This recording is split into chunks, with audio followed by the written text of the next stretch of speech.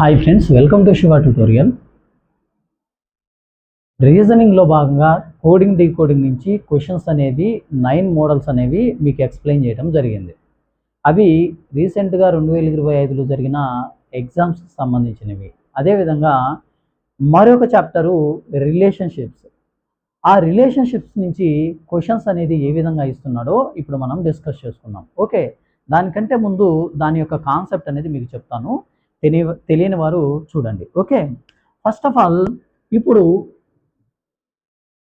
ఈ రిలేషన్షిప్స్లో జెండర్స్ ఉంటారు, అదేవిధంగా జనరేషన్స్ ఉంటాయి. జెండర్స్ ఉంటారు, జనరేషన్స్ ఉంటాయి. అంటే జెండర్ అంటే పురుషుడా స్త్రీనా, లేకపోతే జనరేషన్ అని అంటే మరొకటి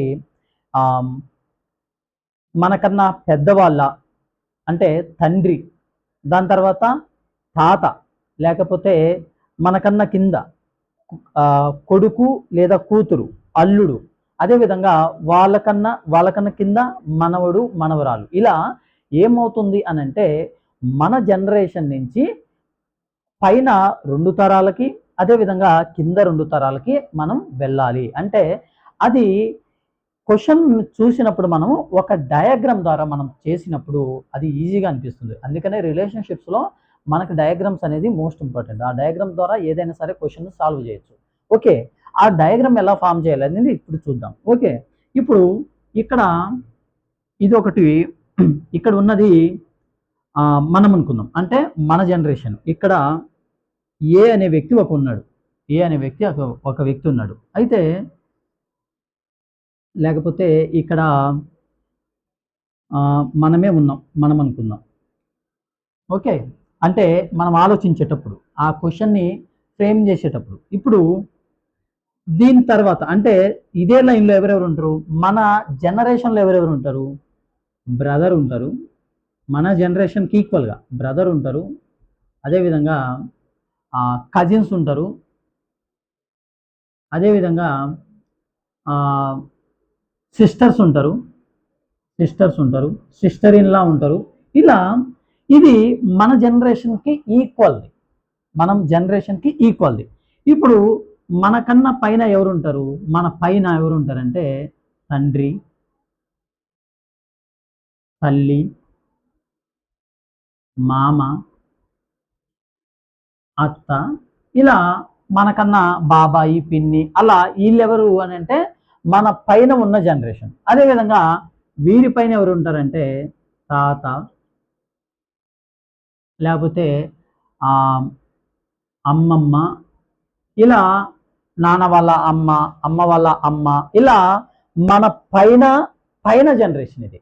ఓకే, అంటే మనకి పైన ఉన్న 2 జనరేషన్స్ ఇవి. ఓకే, మన కింద ఎన్ని జనరేషన్స్ ఉంటాయి, మరలా 2 జనరేషన్ మనం తీసుకుంటే ఇక్కడ ఎవరు ఉంటారు, కొడుకు, కోడలు, అదేవిధంగా ఇక్కడ అల్లుడు, అదేవిధంగా కూతురు. ఇలా మన కింద ఒక జనరేషన్ ఉంది. మరి ఇంకొక జనరేషన్ ఉంది అని అంటే మనవడు,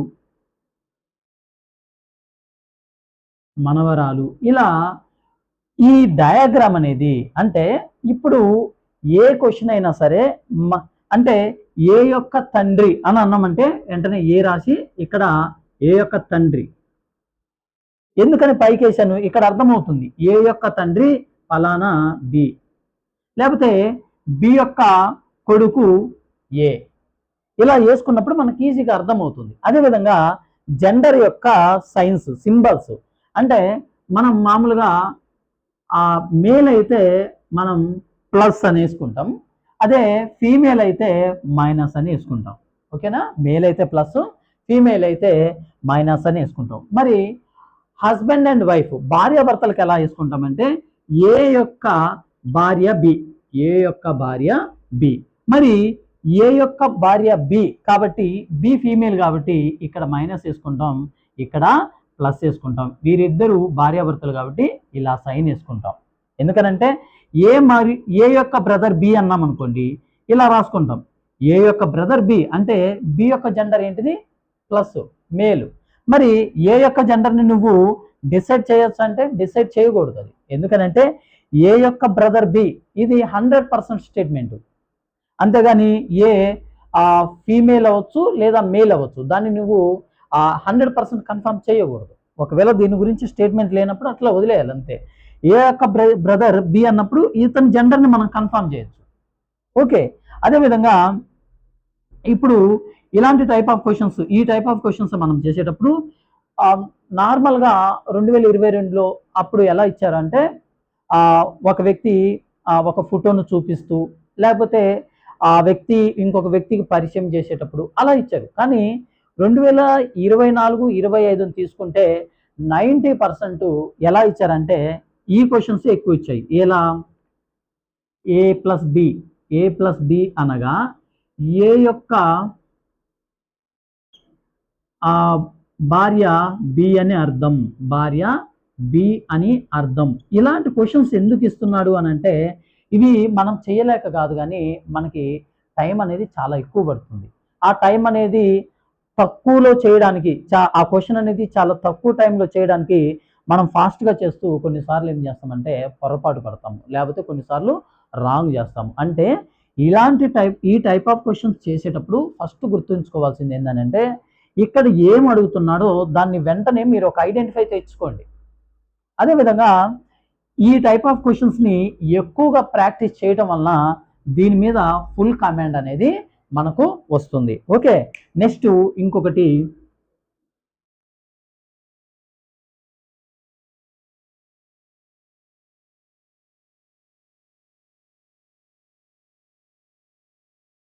ఇప్పుడు క్వశ్చన్స్ అనేవి ఇక్కడ 73 క్వశ్చన్స్ అని చెప్పాను కదా. ఈ 73 క్వశ్చన్స్ ఎలా ఇచ్చారు అని అంటే 3 మోడల్స్ ఇచ్చారు. 3 మోడల్స్ ఎలానో చెప్తాను. ఇప్పుడు ఇక్కడ నుంచి ఇక్కడికి ఇది ఏ అనేది, ఇది బి అనే ప్లేస్ అనుకుందాం. లేకపోతే మనల్ని ఇక్కడ నుంచి ఇక్కడికి పరిగెత్తమన్నారు. ఖచ్చితంగా మీరు స్టార్టింగ్ డెస్టినేషన్, ఫైనల్ డెస్టినేషన్ మీకు అర్థమవుతుంది. అంటే ఇక్కడి నుంచి ఇక్కడి వరకు వెళ్ళాలి. ఇది 1. ఎందుకో చెప్తాను ఇలా చెప్పడానికి గల కారణం. అదేవిధంగా ఇక్కడి నుంచి ఇక్కడి వరకు పరిగెట్టాలి, ఏ నుంచి బికి. ఓకే, కానీ ఇక్కడ మనము ఈ వెనక్కి వచ్చి అంటే ఇక్కడి నుంచి ఇక్కడికి వెళ్ళాల్సిన మనము వెనక్కి వచ్చి సి నుంచి పరిగెడుతున్నాము. ఎందుకో చెప్తాను, చూద్దాం. అదేవిధంగా థర్డ్ టైప్ ఏంటిదనంటే ఏ నుంచి బికి వెళ్ళాలి, అంతే. ఏ నుంచి బికి వెళ్ళాలి, కానీ మనం ఏం చేస్తున్నాం అంటే బి దాకా కాదు, నేను సి వరకు కూడా పరిగెట్టగలను అని చెప్పేసి పరిగెడుతున్నాము. అంటే క్వశ్చన్ మనం అర్థం చేసుకోలేకపోతున్నాము. అంటే ఏదైతే అనవసరమైనది ఉందో క్వశ్చన్లో దాన్ని మనం పట్టించుకోవద్దు. ఎందుకు అనంటే మనల్ని కన్ఫ్యూజ్ చేయడానికి అక్కడ ఇస్తున్నాడు, మనల్ని కన్ఫ్యూజ్ చేయడానికే. ఇప్పుడు ఎలా అంటే P@Q+C ఇలా ఇచ్చి క్యూకి డికి ఉన్న రిలేషన్ ఏంటిది, అని అన్నప్పుడు క్యూ మరియు డికి ఉన్న రిలేషన్ ఏంటిది అని అన్నప్పుడు మనం కన్సిడర్ చేయాల్సింది ఇక్కడి నుంచి చేస్తే సరిపోతుంది. మనం ఏం చేస్తామంటే ఈ అనవసరమైన కంటెంట్ ఉంది కదా, దీన్ని కూడా పట్టించుకుంటున్నాం, దాన్ని కూడా చేస్తున్నాము. అది అవసరం లేదు మనకి. ఎగ్జామ్ పాయింట్ ఆఫ్ వ్యూలో క్యూ నుంచి డీకి ఉన్న రిలేషన్ ఏంటిది సరిపోతుంది, క్యూ నుంచి డీకి ఉన్న రిలేషన్ ఏంటిదో సరిపోతుంది. అదేవిధంగా ఇది ఇంకొక టైప్ ఏమి ఇచ్చాడంటే P@Q+C-D. ఇక్కడ ఏం అడుగుతున్నాడంటే పి నుంచి డికి రిలేషన్ ఏంటిది. అలాంటప్పుడు మనం ఏం చేస్తామంటే కంప్లీట్గా చేయాల్సిందే. ఓకే, కంప్లీట్గా చేయాల్సిందే పి నుంచి డికి రిలేషన్. ఇంకొకటి ఏంటంటే పి నుంచి సికి రిలేషన్ ఏంటిది, పి నుంచి సికి రిలేషన్ ఏంటిది. అప్పుడు డి అవసరం లేదు, మనకి డి అనేది అవసరం లేదు. కానీ మనం ఏం చేస్తామంటే డి వరకు చేస్తాము. మ్యాక్సిమం చాలా మంది అలానే చేస్తారు. కొంతమంది వీటి మీద అవగాహన ఉన్న వాళ్ళు ఎక్కడి వరకు చేయాలో అక్కడి వరకే చేస్తారు. ఈ 3 టైప్స్ తప్ప వేరే టైప్ అయితే ఈ 2025లో రైల్వేలో అడిగిన క్వశ్చన్స్లో అయితే ఎక్కడా లేదు. నేను నైట్ అంతా చూశాను, వాటిని చూసి చెక్ చేస్తే ఈ 73 క్వశ్చన్స్లో కూడా ఈ 1, 2, 3 ఈ 3 టైప్స్ తప్ప వేరే టైప్ అనేది ఇంట్రడ్యూస్ అవ్వలేదు. ఓకే, ఈ 3 టైప్స్ అనేది నేను మీకు ఎక్స్ప్లెయిన్ చేస్తాను. చేసిన తర్వాత కొన్ని క్వశ్చన్స్ కూడా నేను మీకు ప్రాక్టీస్ లాగా ఇస్తాను, చెక్ చేసుకోండి. Okay,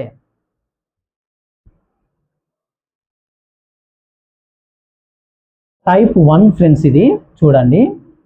A equal to be అనగా బి యొక్క సిస్టర్ ఏ అని, ఏ సైన్ ఇచ్చి బి అనగా బి యొక్క బ్రదర్ ఏ అని, ఏ ఎట్ ద రేట్ బి అనగా బి యొక్క వైఫ్ ఏ అని, ఏ స్టార్ అదేవిధంగా ఏ స్టార్ బి అనగా బి యొక్క ఫాదర్ ఏ అని అర్థము. అయితే కేకు టీ అనేది ఏమవుతుంది, కేకు టీ అనేది ఏమవుతుంది?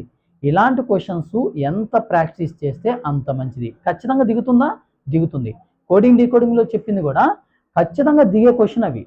మనం అవి 100% వచ్చే క్వశ్చన్స్ని ఎక్కువగా ప్రాక్టీస్ చేయండి. ఎందుకనంటే ఎగ్జామ్ హాల్కి పోయేది మీరు ప్రాక్టీస్ చేయడానికి కాదు, ఇక్కడ ఏదైతే ప్రాక్టీస్ అయ్యారో అది మీరు ఏం చేయడానికి, అక్కడ ప్రజెంటేషన్ చేయడానికి, అంతేగాని అక్కడ ప్రాక్టీస్ చేయడానికి అయితే కాదు కదా. కాబట్టి ఏది చేసినా సరే ఎగ్జామ్ హాల్లోకి మీరు అడుగు పెట్టకుండా అడుగు పెట్టే ముందే చేయాలి.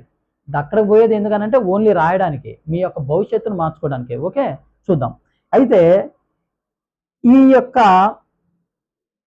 యొక్క సిరీస్ లేకపోతే ఈ యొక్క క్వశ్చన్లో కేకు టీ అనేది ఏమవుతుంది, కేకు టీ అనేది ఏమవుతుంది? దీన్ని ఫాస్ట్గా చేయడానికి కూడా సోర్సెస్ ఉన్నాయి, అది ఎలానో చూడండి. ఇప్పుడు ఫస్ట్ ఏం చేయాలంటే ఇది చూడాలి, టీ నుంచి డీకి రిలేషన్ ఏంటిది, దీని తర్వాత డి నుంచి ఎస్కి, దీని తర్వాత ఎస్ నుంచి డబ్ల్యూకి, అదేవిధంగా లాస్ట్లో కే నుంచి డబ్ల్యూకి. ఈ విధంగా మనం చేసుకున్నప్పుడు ఈజీగా అర్థమవుతుంది. ఓకే, విత్ డయాగ్రామ్స్తో సహా వేద్దాం. First T at the rate D, T at the rate D ఇది ఎక్కడుంది? A at the rate B దగ్గర ఉంది. అంటే బి యొక్క వైఫ్ ఏ, బి యొక్క వైఫ్ ఏ, అదేవిధంగా డి యొక్క వైఫ్ టీ. అంతే, ఇట్లా వేసుకోండి, డి యొక్క వైఫ్ టీ, వెంటనే అర్థం కావాలి, డి యొక్క వైఫ్ టీ. ఓకే, అదేవిధంగా D star S, D star S అని అంటే ఇక్కడ ఏమిచ్చిండు? బి యొక్క ఫాదర్ ఏ, అంటే ఎస్ యొక్క ఫాదర్ డి, ఎస్ యొక్క ఫాదర్ ఎవరు? డి. ఎస్ యొక్క జెండర్ని మనం మెన్షన్ చేయలేదు, గుర్తుపెట్టుకోండి. ఎస్ అనేది ఇక్కడ మేల్ అవ్వచ్చు, ఫీమేల్ అవ్వచ్చు, కానీ డి అనేది ఫాదర్, అందుకనే మనం ఇక్కడ ప్లస్ చేసుకున్నాం. ఓకే, ఇక్కడ ఎస్ నుంచి డికి అయిపోయింది కదా. ఇక్కడ డబ్ల్యూ నుంచి ఎస్కి చూద్దాం. డబ్ల్యూ నుంచి ఎస్కి ఇక్కడ ఏమని ఇచ్చాడు? బి యొక్క బ్రదర్ ఏ, అంటే డబ్ల్యూ యొక్క బ్రదర్ ఎవరు?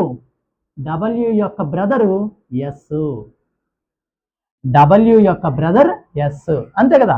ఇక్కడ ఎస్ యొక్క జెండర్ కన్ఫర్మ్ అయిపోయింది. ఓకే, అదేవిధంగా కే నుంచి డబ్ల్యూకి చూసుకుందాం. కే నుంచి డబ్ల్యూకి తీసుకుంటే ఈక్వల్ ఉంది. ఈక్వల్ అని అన్నప్పుడు ఇక్కడ మనం బి యొక్క సిస్టర్ ఏ, అంటే కే యొక్క సిస్టర్, కే యొక్క సిస్టర్ ఎవరు? కే యొక్క సిస్టర్ ఇక్కడ డబ్ల్యూ, అంటే డబ్ల్యూ యొక్క జెండర్ అనేది ఇక్కడ మనకి కన్ఫర్మ్ అయినది. ఇక్కడ కేకు టీ ఏమవుతుంది? ఇక్కడ కే యొక్క జెండర్ కన్ఫర్మా? కే యొక్క జెండర్ కన్ఫర్మా? కే యొక్క జెండర్ అనేది కన్ఫర్మ్ కాదు. కానీ ఇక్కడ ఏమంటుండు? కేకు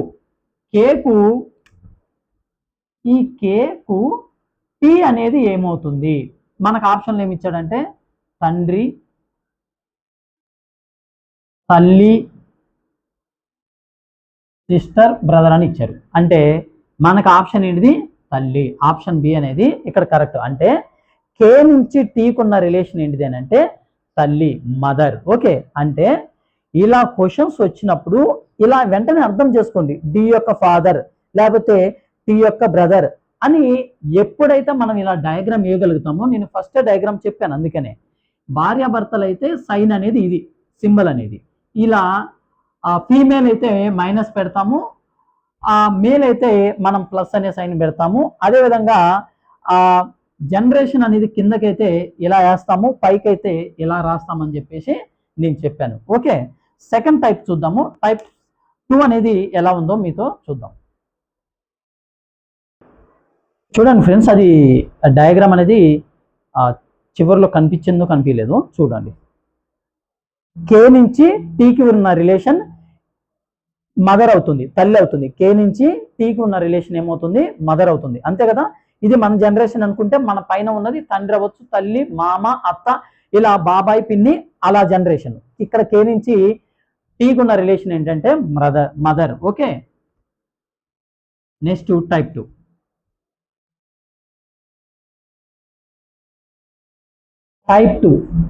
టైప్ 2లో మరి ఇంతకుముందు చెప్పిన క్వశ్చన్ అనేది ఇప్పుడు క్వశ్చన్ అనేది ఒకేలాగా ఉంది బ్రదర్ అని అంటే ఒకేలాగా ఉంది, కాకపోతే క్వశ్చన్ మనం అర్థం చేసుకునే దాంట్లో ఉంది. క్వశ్చన్ చూడండి ఒకసారి ఎలా ఉందనంటే, జేకు కే ఏమవుతుంది, జేకు కే అనేది ఏమవుతుంది. చాలా మంది చేసే మిస్టేక్ ఏందనంటే ఇక్కడి నుంచి ఇక్కడ వరకు వెళ్తారు. నేను ఫస్ట్ అదే చెప్పాను, మీరు ఎంత దూరం వెళ్ళాలి, ఇక్కడి నుంచి ఇక్కడ వరకు. నేను మొదట్లో ఏం చెప్పానంటే మనం వెళ్ళాల్సింది ఇక్కడి నుంచి ఇక్కడ వరకు వెళ్ళాలి, కానీ మనం ఏం చేస్తామంటే ఇక్కడ వరకు వెళ్తాము. అది మిస్టేక్. ఏదైతే అవసరం లేదో దాన్ని అక్కడితోటే వదిలేయాలి. ఓకే, ఇక్కడ మనం కావాల్సింది ఏంటంటే కే నుంచి జేకి ఉన్న రిలేషనే. అంటే మనము ఇక్కడ వరకు చేస్తే సరిపోతుంది, ఇది ఎవరనేది మనకు సంబంధం లేదు. ఓకే, ఇప్పుడు మైనస్ కే నుంచి ఎల్కు ఉన్న రిలేషన్ ఏంటిదంటే మైనస్. మరి మైనస్కి ఏమని ఇచ్చారు ఇక్కడ, బి యొక్క ఫాదర్ ఏ అంటే ఎల్ యొక్క ఫాదర్ ఎవరు, కే ఫాదర్ కాబట్టి సైన్ పెట్టాను. ఎల్ యొక్క జెండర్ని మెన్షన్ చేయొచ్చా, చేయలేం, గుర్తుపెట్టుకోండి. అదేవిధంగా ఎల్ నుంచి జేకి తీసుకుంటే మనకి ఇక్కడ ఏమని ఇచ్చాడు, మళ్ళా అదే. అంటే జే యొక్క ఫాదర్ ఎవరు, జే యొక్క ఫాదర్ ఎల్, అంటే జే యొక్క ఫాదర్ ఎవరు, ఎల్.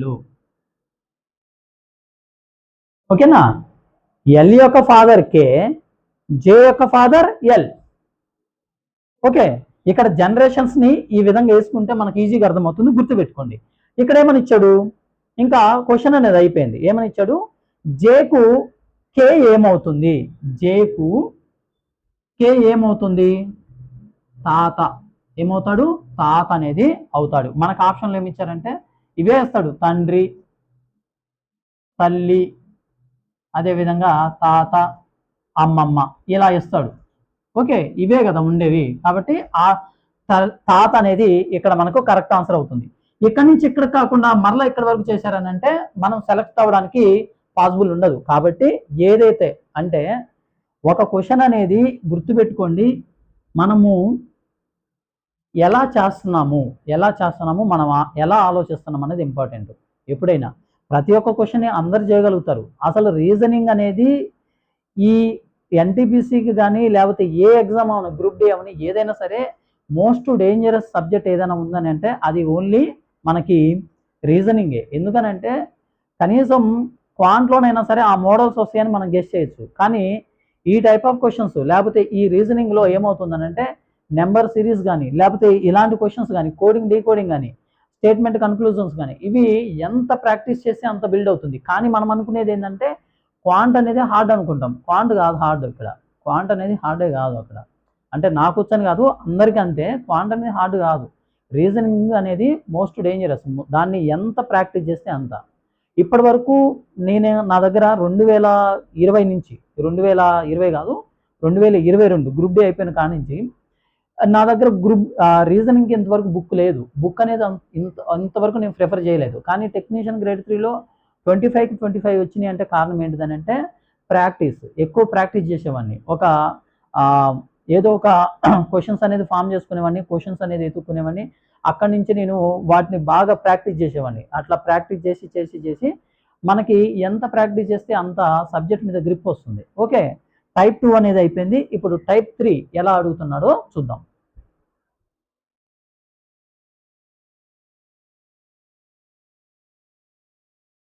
టైప్ 3 ఏంటంటే ఏ ప్లస్ బి అనగా బి యొక్క మదర్ ఏ మైనస్ బి అనగా బి యొక్క బ్రదర్ ఏ ఇంటూ బి అనగా బి యొక్క wife A divided by B అనగా బి యొక్క ఫాదర్ ఏ, ఇవి మనకు తెలిసిందే. అయితే ఆర్కు ఈ ఏమవుతుంది, ఆర్కు ఈ అనేది ఏమవుతుంది?